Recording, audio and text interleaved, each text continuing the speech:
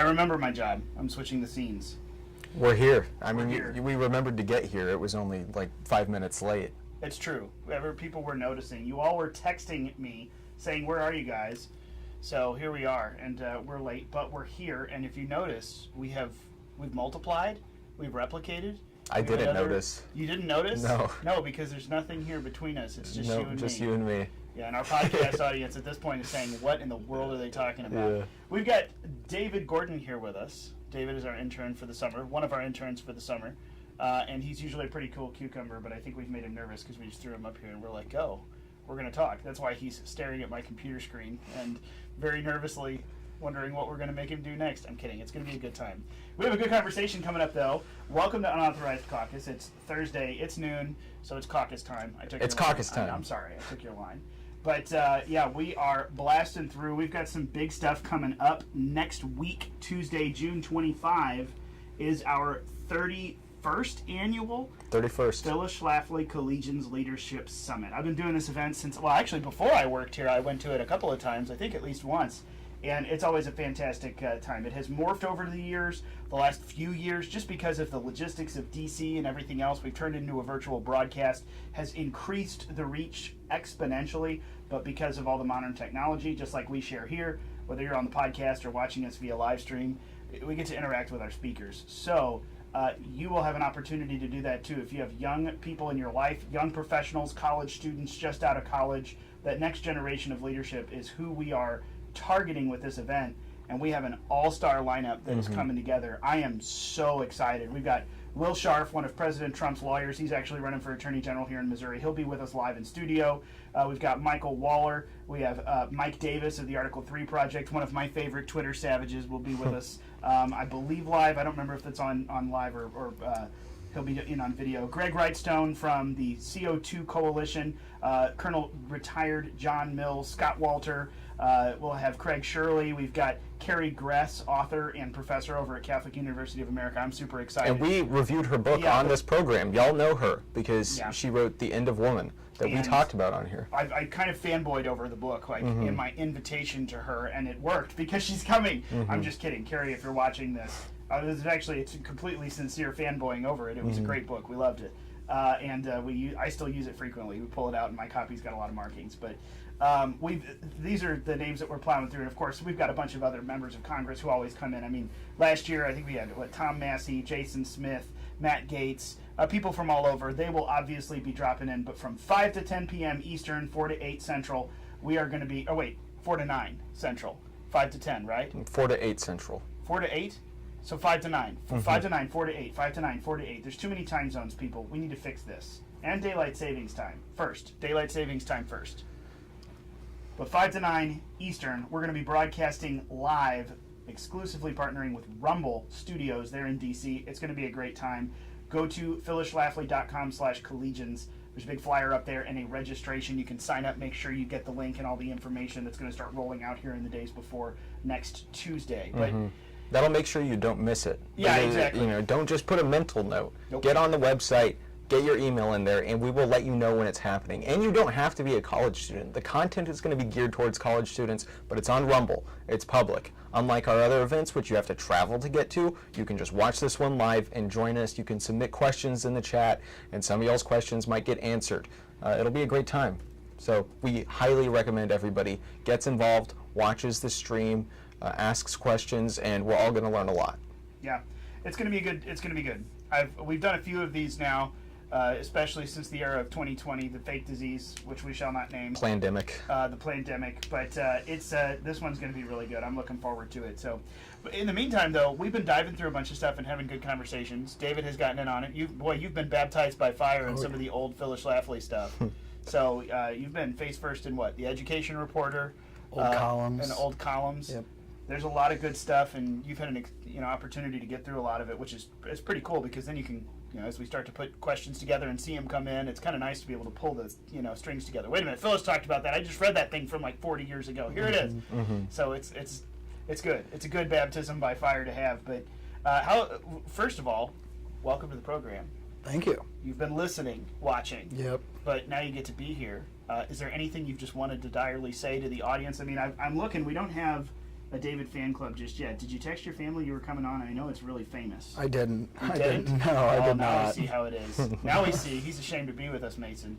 I don't know if my fan club is even saying anything. No, the fan clubs are quiet Wow. today. You guys got to do a No better fan job clubs. sharing. Shameful, shameful. But we nonetheless are going to cruise along. So here's the deal. We wanted to pull you in, first of all, because you are our target audience.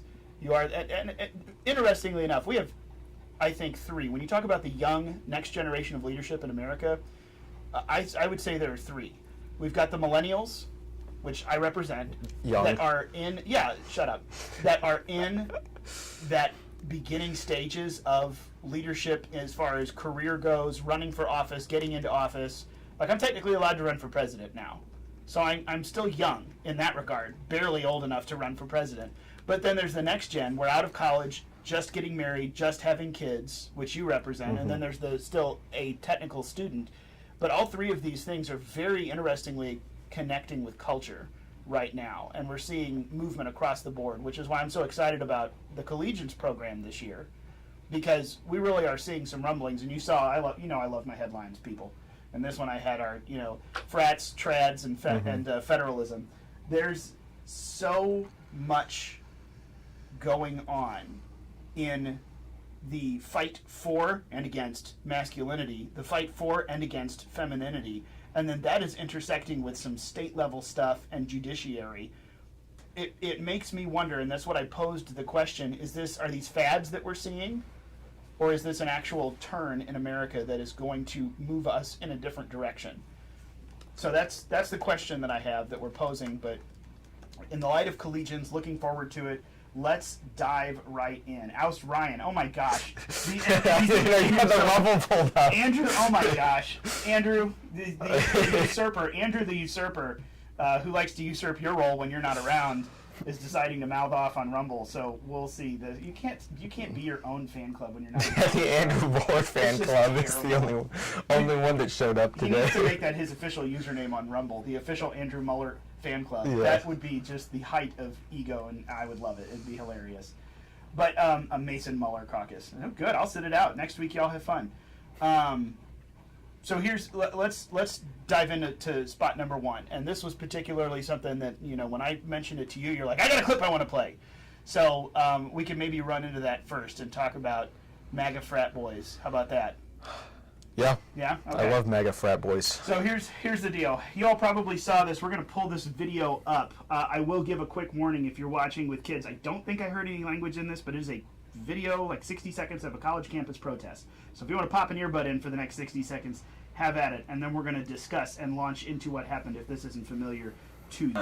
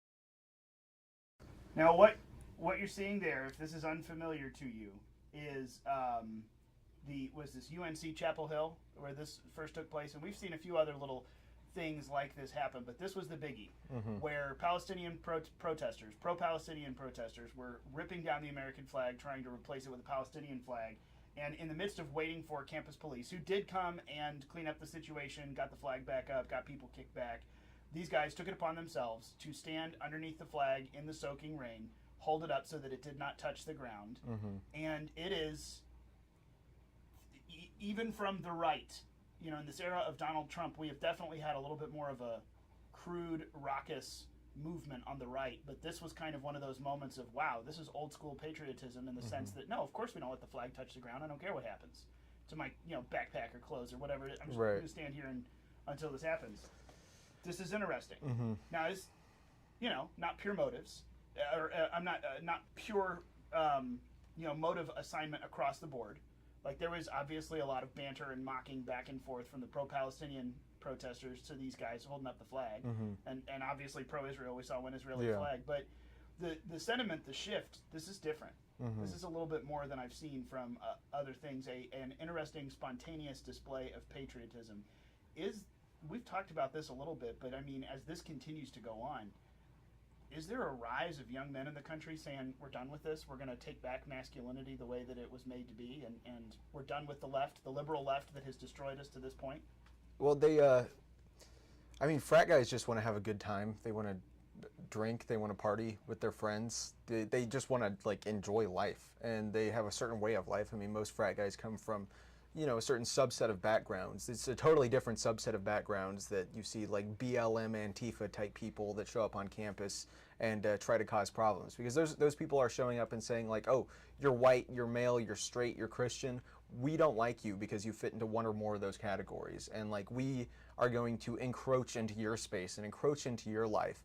And we're going to pressure the school administrators to, start coming down on fraternities across the country, because this is happening across the country. That frat life is under attack. And lots of frats are pushing DEI from their, like, corporate kind of or like national organizations. My fraternity, they turn the comments off. They're ridiculous people. They post, like, pride flags for Pride Month and, like, Kwanzaa, and I'm sure they had a Juneteenth one yesterday. No Merry Christmas, no Happy Easter, despite that it's a fraternity started by, or that it's a Christian associated fraternity. So, but that doesn't reflect the frat guys on the ground. I mean, we're both in fraternities, and we both have this kind of understanding of, like, what it's about. It's about brotherhood. It's about men getting together and pursuing common goals and common values. And sometimes those common goals are just having a good time, but there's nothing wrong with that as long as you're not doing anything wrong with that. So this is a reaction against, like, okay, and fraternities are a very America-coded thing. There's the connection of, like, okay, you got your truck, you have your polo, you have your beer, and you have your American flag. You see lots of, the American flags and fraternities go together like beer and fraternities, pretty much. So it's a patriotic culture, and they just didn't like seeing these the leftist mob kind of start taking over, because this was happening at other campuses too, when these pro-Palestinian protesters started, like, protesting, screaming at people. There lots of more videos came out. Some people got in trouble. Fraternities started kicking people out of the fraternities for supposed or alleged racism, which I think that you should be able to sue back for libel when people say stuff like that. But it's I do think that there's a growing sense of it, and I think that the frat vote, or at least, like, the young white dude vote, is important to get in the election, because it's already a demographic that leans Trump. But there's the guys that have the girlfriends that are like, oh, I really like Biden and I really like BLM, yada yada, and it's like, okay, and college age is voting age, but these guys, the sorority girls, they're like, oh, we really like the transgender people, we really like all this LGBT stuff. They're like, oh, okay, maybe I should vote for Biden. Like, this sorority girl that I like is really into pro-Palestine, so maybe I should start thinking about that. But what do frat guys like more than women? Nicotine. And now the Democrats are coming after Zen. So I think this is this is something that Republicans need to be campaigning on. And I'm not even kidding here. It's something that some conservative nonprofits have started dumping a lot of money into. Because just the other day there was a nationwide ban on Zen online sales. And it all kicked off with Chuck Schumer. He's a Democrat. Listen here. If you're in college and you like Zen, it's the Democrats coming after it. Michael Knowles even had a bit about it this morning. I don't have Daily Wire Plus, so I wasn't able to listen. But that is another integral part of fraternity way of life, even if not everybody partakes in that the left is coming after. Like, they do not want young men to get together and enjoy life. They just don't want young men to enjoy life at all. That's their goal. So that's all I have to say about that. Oh, no, and I honestly, like, I'm going to take it a little, like, no offense, but I'm going to take it a little deeper than that. I feel like this is an opportunity where, and I want you to chime in, although I realize now as we're sitting here, coming into this, he was like, yeah, I'm going to sit on the edge. And now he's stuck sitting in the middle, which is fantastic, and I'm enjoying it greatly now that I remember all of this. But I think that, honestly, on a deeper level, though, what we're seeing, and I've said this a few different times, it's not even so much that there are more conservatives amongst young people percentage-wise, but the ones that are conservative are turning harder to the right in traditional values, in the foundationalism, like we talked about with Haywood a few weeks ago. There's this understanding of wait. This isn't just like Bush-era Republican jargon. I'm here to actually do things differently than we have the last half century. Let's go back to getting married, having kids. Let's go back to, fill in the blank. Like we could go down the social or the financial issues, but to me, what I look at and see is a reaction that this is of the left's doing. They've got education locked up. They have been in charge of academia and higher ed for so many decades now. They have it locked up, but they have created a monster in the form of young men who they've alienated, berated, belittled. They've destroyed masculinity. And guess what? You created, dear leftists, a new oppressed group, but the problem is this is not your little victim pool that you get to trot out at election time. These people know you as the oppressor. So they have essentially created almost their own worst enemy. And this kind of dovetails into the next one about young women. I'll save that for a second. But I mean, really, you look at the population of young men, there really is. It's not just I'm going to disengage because I'm hated and it's toxic and I'm seeing a resurgence of no, I've got something to be for. And I am for, myself. I am for young men. I'm for masculinity in America again. I'm for Make America Great Again. Let's go Trump. Like there's this progression that I feel like we're seeing that's much more open and free as a result of the left's beating down of traditional masculinity in our culture. They have created quite possibly their own worst nightmare, and I feel like it's activating because I was just looking over Pew Research stuff the last several years. Republicans only used to get about 20 to 23% of the 18 to 29 vote, but that is up into the 30s over the last 2 election cycles. That's a shift.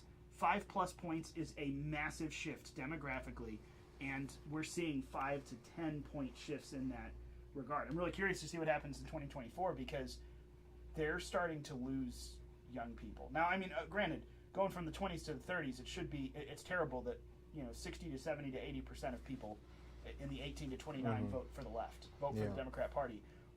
But still, again, numbers, fine.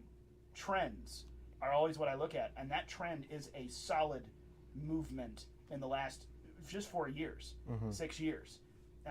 It's really, I think, an enemy of their own creating that the left is about to start suffering electorally at the hands of. Maybe not this year, but we're on the beginning of it, I feel like.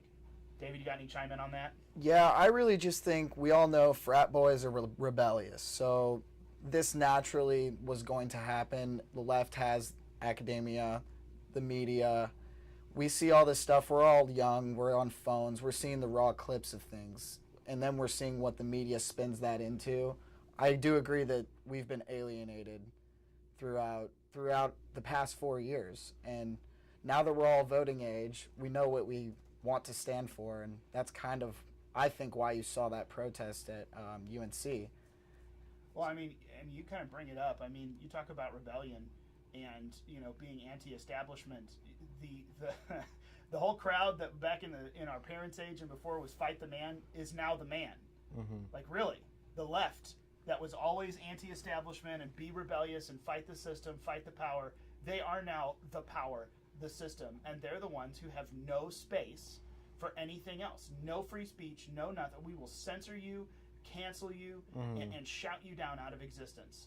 And it is really interesting to see this, this video and others where you see this giant group of not so lovely and kind-looking, young women are the ones who are throwing things at men and by the way, I'm not going to comment on that necessarily, but that's a very interesting. You wanted equality, and yet none of these guys are showing you the equality that you have so demanded because they are showing restraint and true masculinity. Like, no, I'm not going to throw something back at you because you're a woman.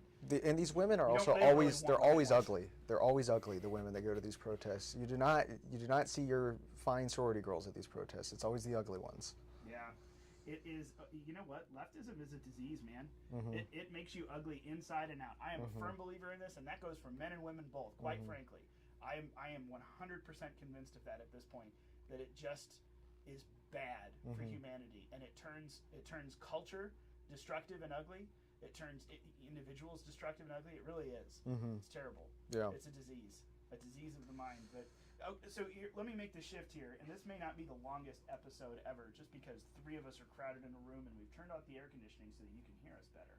So just FYI, It's getting folks, kind of hot in here. there's a lot of hot air floating around, and there's none of the cool stuff. So we're suffering for your pure informational enjoyment. So leave a like and subscribe. There you go. Leave a like and subscribe. This is your quick opportunity to be reminded. Go to unauthorizedcaucus.com, sign up for the email list wherever you are, like, share, and subscribe. And make sure and send it over to a friend. Send it to David's family. He didn't do that. They might want to see him, so if you know them, make sure you send the link over there. Now's your chance to shout out to the family. Shout out Gordon family. There you go. Let's go, Gordon family. But so here's the thing, though. As much as I feel like we're still at the beginning of this, the left has alienated young men, and now we are starting to see a very interesting shift culturally. And to the point, I mean, I'm not saying like all these young men are going to turn into the next George Washingtons necessarily. To your point, we're talking about frat boys who are rebellious, but who is the establishment has shifted. Well, actually, I would argue that it hasn't necessarily shifted, but the anti-establishment forces have now become the authoritarians that they always warned you the right was, but never really were. It's always been them the whole time. And now we're stuck with it, and people are revolting. I think that we're a little farther along that than we are the path of young women, but interestingly enough, I feel as though we are seeing that. And maybe it's not so much a shift conservative as we're just on the very cusp of watching, hold on. No, it's not. Oh, who knows? My mic might not be on today, but we'll see. I'm still bouncing around like I am. But we are on the cusp of young women having a similar experience, I feel like. Because the left has, for years, the darling, the champion, women's rights movement, women empowerment, everything feminism.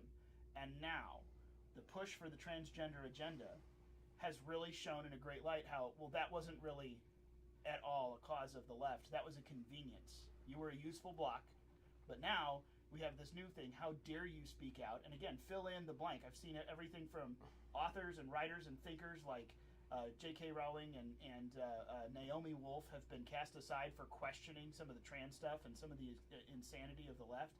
We're seeing, old feminist darlings in the sports world, tennis stars, even homosexual women who are being completely canceled by the left because they're speaking out against the trans stuff. And I feel like this is the moment where a bunch of young women are looking around going, wait a minute, you don't represent me and you don't care about me. If they're thinking about it critically. Right, but I mean, that's the thing. I think that we're starting to see, a ton of young people are not thinking about anything critically right now. Let's look at a college campus and be clear. Yeah. But looking at what's happening, I think there's no statistical proof yet. Yeah. But I'm skeptical of what you're saying, and we need to see evidence. I feel like we're at the beginning of that possibility. I'm not saying that there's evidence even yet. I'm just saying I feel like we are on the cusp of that happening. Especially the Title IX stuff. This is what brings it in for me. So many states are suing the federal government's rewrite of the Title IX stuff, which just absolutely destroys female opportunity in sports and education. All of that advancement that was gained and fought for, particularly championed by the Democrat Party, is now being destroyed through a rewrite of Title IX that just opens the wide for transgender possibilities. Oh, you think you are? Fine, you can participate too. And I am seeing a huge backlash. Now, it's a few people that are being very loud, but if this actually goes into implementation in a significant way, there are lots of young women, there are lots of young women's families who I think are going to say, wait a minute, what's up with this? And I feel like we're already seeing that. Again, it's the very beginnings of it, but I think that we are on the cusp of another welcome to what the left has done. They've created an enemy of their own making, and what's going to happen here? Because, we're seeing that some of it's disingenuous, but the whole trad life thing, that's starting to come back. Granted, it's a few people, it's a few influencers, and some of them are pretty disingenuous and obnoxious. But it is nonetheless coming on the radar, and it hasn't been for years. In fact, we've been going the opposite for years. And all of a sudden, I feel like someone's pumping the brakes on that side of modern femininity, and it makes me wonder if that's the next thing. Yeah.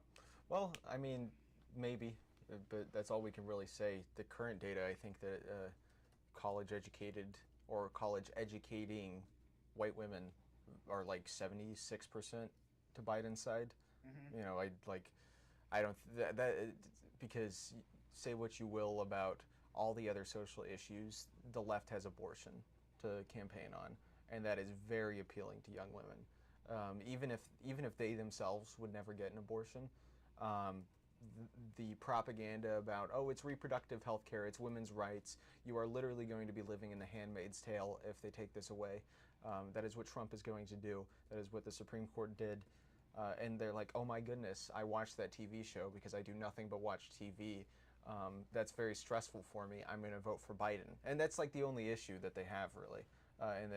So, I mean, maybe you're right, and maybe it will change, but I don't really see that being on the horizon. Yeah, it's possible. I think we need to overcome our obstacles in spite of not being able to carry the young female demographic. I don't disagree. I just wonder.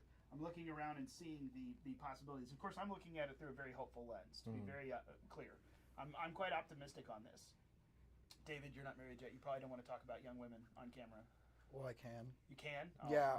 okay. Do you have an opinion, since we actually don't agree on this? Do you have an opinion of the potential? Well, so Hughes said 76% of young women vote to the left. So I think that 24% of women is the most important to the movement, because they're the ones that can actually clash with the feminists without being called a bigot or some type of other name.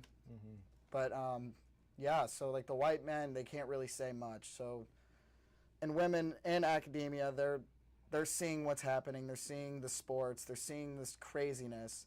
So I think you're right. I agree that there is a switch, maybe not as big, but there definitely is. On both of these fronts, frankly, I think that we're at the beginning of a switch, if one is to exist. It's just, you know, what the left continues to go more and more Orwellian and nuts on some of this stuff. I feel like we're really starting to actually see the beginnings of a little rumbling on the you know, return to masculinity side, and then on the return to femininity side. Maybe it's just the very, very first little ray of light of questioning if the left is actually for them or not. Statistically speaking, obviously, we all know women who are very correctly woke about this stuff. Like, no, those people are liars and hacks. This isn't how femininity works at all, and they don't care about women. This is just a ploy to get more power and control. But I think that the populace at large, I really see a possibility there that I haven't seen in a long time. So that's, I mean, it's my great hope. That's my great hope. But in the meantime, the federalism aspect that I mentioned, that's also the Title IX thing. It's not uncommon for states to sue the federal government, but I feel like now the Title IX thing has brought the most fastest response, and I don't mean the most fastest, I mean it has brought the most, the fastest, the biggest response that I have ever seen in the sense that, well, I've seen recently, in the sense that 27 states, more than half of our states' attorneys general have sued the rewrite of these Title IX rules. The only reason some states aren't represented is because there are kind of some red/purple states that have Democrat attorneys general that aren't going to file a suit. But 27, that's fast. And I know this has been in the works for a while, but that's fast compared to the implementation.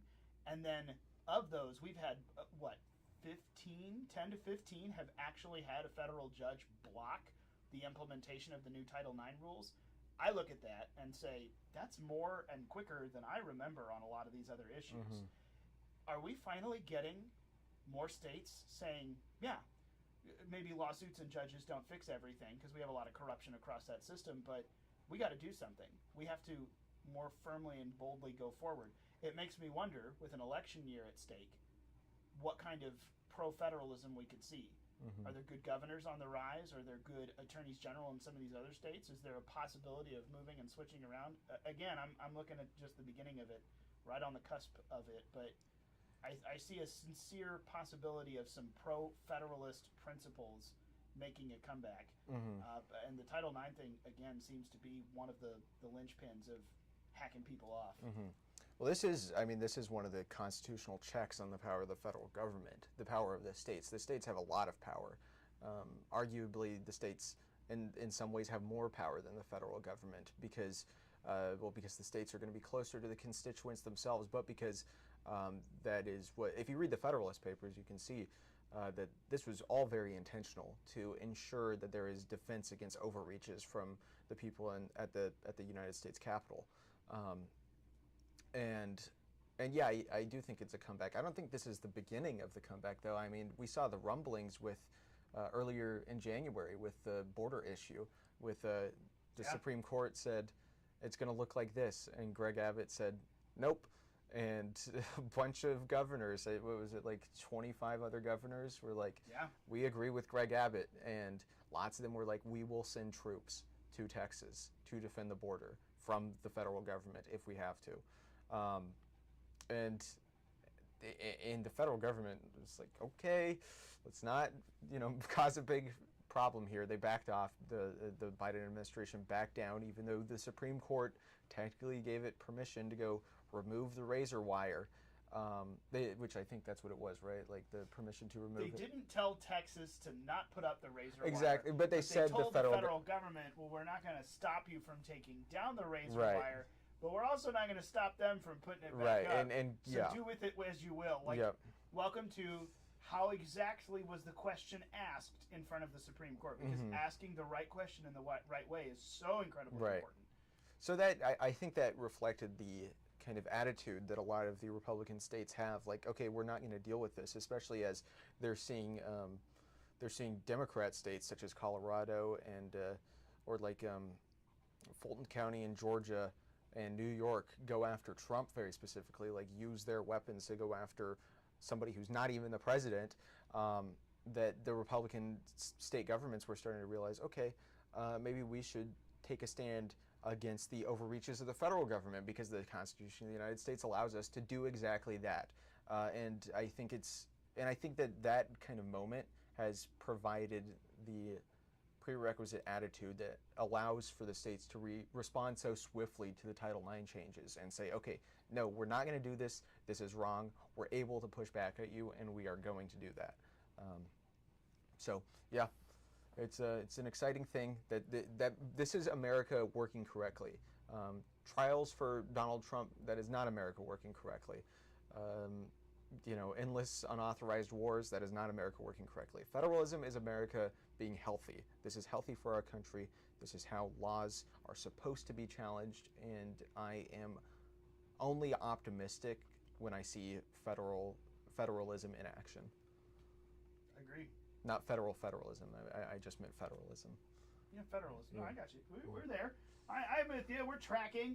I think we have a lot of sincerely big questions ahead because when, not if, when Donald Trump gets back in the White House, we must go scorched earth, especially across the federal executive branch. There has got to be firings, jailings, and shutting downs, the whole 9 yards. And it's going to be very uncomfortable, but I'm great hope that first-term wiser Donald Trump, who's now a lame duck president with no re-elections in front of him, will absolutely do some of those things that are needed to shut down federal departments wholesale, to chop them up, to make them fit better, and to actually reduce the size of federal government, which has just gone beyond insanity. When you look at the original scope, the constitutional scope, what they do is just nuts.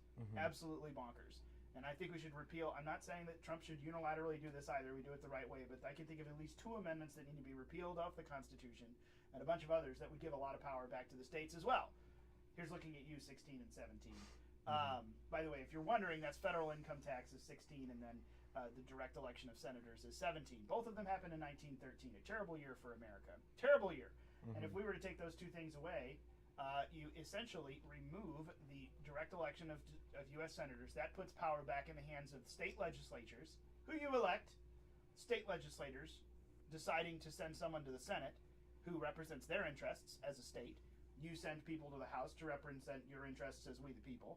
And then also on the income tax, what's that done? Well, now states, I mean, look at the massive amount of federal money that comes into the budget. The federal government basically took the authority to take our money from the citizens of the states, and then say, we'll give it back to you, dear states, but only if you do this list of things.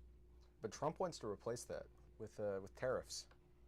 You know what? That's a very interesting plan that you bring up. What was that? Okay, hold on. That Where was did this tips.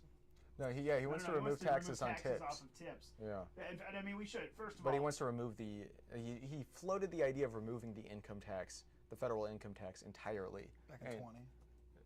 Like in all of it. All No, of like just The entire thing. Yeah, just the Wow. federal income tax gone, and make up for that lost revenue with tariffs to improve the terms of trade. And I saw a chart. If I could find this, there was a very interesting. Of course, I mean, first of all, let's be clear. Income tax, taxing someone's productivity, is terrible. It's a terrible regressive tax. It's horrible. And also, taxing someone on property that they already own is just an affront to private ownership of property altogether. So personal property taxes, real estate tax, I have, income taxes. These things all ought to be destroyed as a system.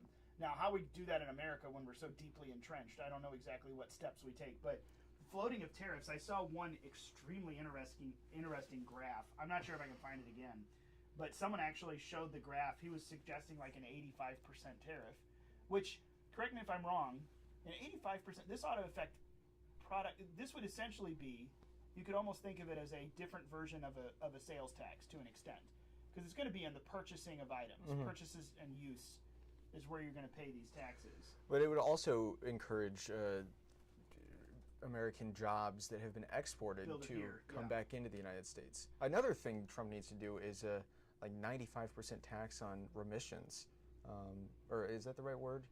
Whatever the immigrants do when they send the money back to their other countries. Oh yeah. 95% tax on that. Yeah, if you make your money here and just ship it out overseas, you're going to get charged. Right, for like, that. oh, they're helping our economy. No, they're literally like siphoning money out of our economy.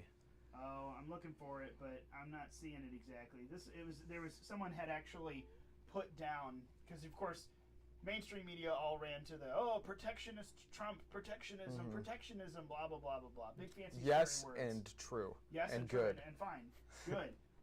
But it was really interesting because I saw a few people actually put together a chart of, well, what if we were to take all of our federal income tax revenue, replace it with the tariff number based on this and this and this, and tinker with a couple things to try to adjust for.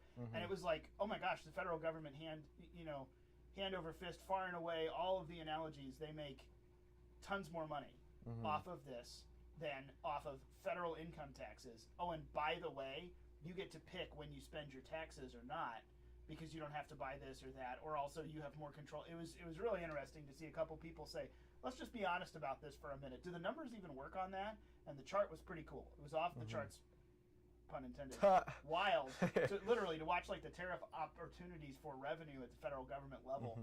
It was really neat. And I was like, that's the kind of radical thing that we need if you're going to actually change some of this entrenched nonsense. So that was, I'll see if I can find that and put it into the redacted email, because we got a few things here that I want to put in. I want to see that. Let's see if I can find it again. Floated by on Twitter. You know how Twitter is. It gives you some gold thing and then it refreshes automatically. That's and you're right, like, no, it's gone! The bookmark button. Or just like it. I mean... I know, but it pops up and you start looking at it and then you move somewhere and all of a sudden Twitter refreshes. Is that how it happened to you? That happens to me with Spotify. It drives me crazy. I want to listen to that playlist and it disappears. It's terrible. I'll go find it. I'll find it somewhere. I know I bookmarked it at one point. I think I got it down, but I've got it written down. Anyway, there you go. Trump suggests tariff. That's a really interesting one of the radical changes. Now, we'll see if he does it, because he suggested a lot of tax changes that didn't happen the first time around, although good ones did. But well, it doesn't. Can the executive branch just change tax law like that? The question of should they is different, and the answer is yes if it's Trump, no if it's Biden. I don't know. I don't believe so. I don't think they can just change tax law. Now, tariffs, they can. And shifting federal government revenue, I'm pretty sure that doesn't require Congress, does it? Ending the income tax. That would require Congress. Well, would it? Because the 16th Amendment permits the government to collect a federal income tax, but the IRS is part of the executive branch, is it not? That's very true. So, I mean, the executive branch is the execution of the law. Something I learned as a fraternity vice president, who is like the executive, like actually does the stuff that everybody votes on, is like, if I didn't like something, I just didn't have to do it. And that's where the real power is. So if Trump is like, okay, let's just turn off the IRS, it's like, you could do it. I mean, the deep state would dig their heels in and scream. Oh, It'd be like an exorcism. Of course, it'd probably make one of those look like a breeze. Yeah. But that, I mean, you think about it, like he imposed tariffs before. It's supposed to be under the guise of if this has a national security implication, which of course everyone's going to yell and scream and say it doesn't have a national security. Yes, it does. It literally has an existential national implication. Right. Do we want to exist anymore or not?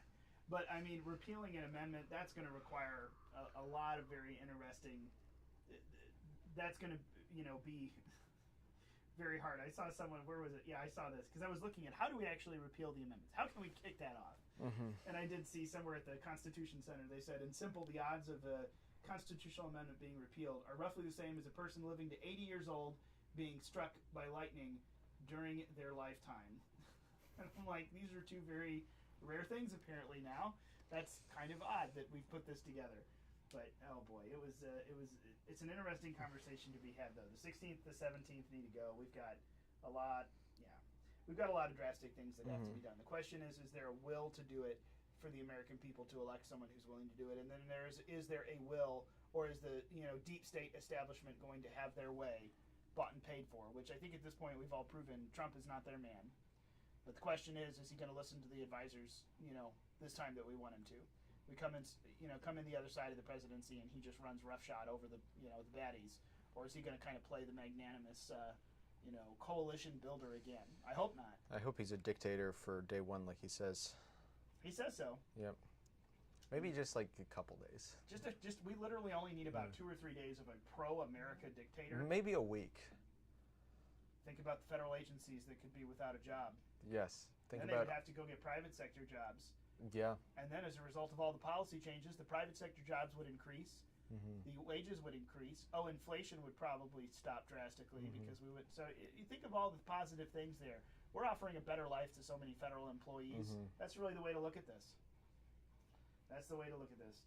All right, we've gone on a while now, and I want to make sure we bring it back. Anyone else have anything, or should we wrap up with our Collegians pitch again? Anything for the good of the order? Are you uncomfortable sitting between us for this long? No. You're not? No, you guys are nice. Don't bite. Nice, don't bite. You see that? We're nice. Wow. We've never been called nice. I don't think we have either. Yeah. I usually call him me, and right before and right after we it's just his fan club. turn on the camera. His fan club calls me. If you want to learn more about the deep state, John Mills, Colonel retired John Mills, will be at Collegians. He has his book, War Against the Deep State, forwarded by our very own Ed Martin, our boss here at the Phyllis Schlafly Eagles. And they will both be there at Collegians talking about the deep state. And I'm sure talking about the election, talking about the 2020 election, talking about the way that the deep state plays into all of those things. You do not want to miss Collegians. Yeah. Scott Walter's going to come and talk about dark money. He's going to talk about Arabella. Of course, we're going to have Will Scharf. If you want a better glimpse into lawfare, I don't know if there is one other than Donald Trump's lawyer or one of his lawyers. You want to talk about why man-made climate change killing the planet is a farce? Greg Wrightstone is going to come and kill that one for us. And why CO2 is actually kind of epic. CO2 is awesome and produces human flourishing, dang it. And then, of course, also Carrie Gress is going to beat up the feminists for us and what they've done to it. It's fantastic. We have a really good lineup. And we will be announcing more guests. Oh, yeah, this is not the full extent of our guests. We're just highlighting some of our favorites of the current list, but we have not said all of the names on the list. Those are about to start getting rolled out and published. But you all know what we do. It's fantastically good every year. It's wonderful. In the spirit of Phyllis Schlafly, the excellence across the different issues will be there. We promise that, and we're going to get on board with it. So do us a favor. Go to unauthorizedcaucus.com. Sign up for the email. I'm going to make sure that email list gets the Collegians information. Send people to our Eagle Collegians page, phyllisschlafly.com/collegians. Are you giving me Morse code with your drumming, or are you just nervous drumming? I'm just, Cool. I'm shaking in my boots right now. Shaking in my boots over Collegians. And let everyone know to go there to sign up, RSVP to get a slot on this digital event. We'll make sure they get all the information. You too can participate. We won't tell anyone if you're over student age. Just don't wink, wink, nod, nod. Just tell us you're a young person, and I'm sure we'll let you in too and watch. It'll be a good time. Like, share, and subscribe wherever you are. Thank you for being here with us today. Thank you, David, for sitting in between us and letting us make you awkward for a while. Yep, thank you for having me. Absolutely. And then we will see you all next week, next Thursday. It'll be different, though. You're out of town, so you might be stuck with just me. Might be We're going back. to talk about Collegians. But there also might be a special guest next week. There might be a special guest. Oh yes. Yeah. As I planned and knew about the whole time that he was talking. There may be a special guest. You never know what we're going to do. But you know, as always, if it's Thursday and it's noon, it's caucus time. It's caucus time. Oh my gosh. How many weeks are we going to take? Bye, everyone. Have a good week.